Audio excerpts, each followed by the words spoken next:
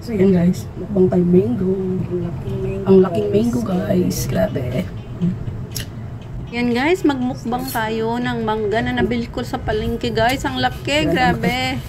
Ang tamis siya guys, promise. Minsan lang naman to guys sa palengke na may ganito na tinda. Pero ano kumbaga, pa season din naman siya. Minsan naman wala namang ganito kalaking mangga sa palengke. Kaya timing lang naman. Pag may mga gusto kang fruit, pwede ka makabili sa palengke guys. Nyo ba guys, na isang piraso nito ay mahigit 1 kilo kalaki. Sobrang laki siya guys, kaya hindi ko siya naubos at tinira ko yung iba para sa sunod na araw kinain ko na rin ulit.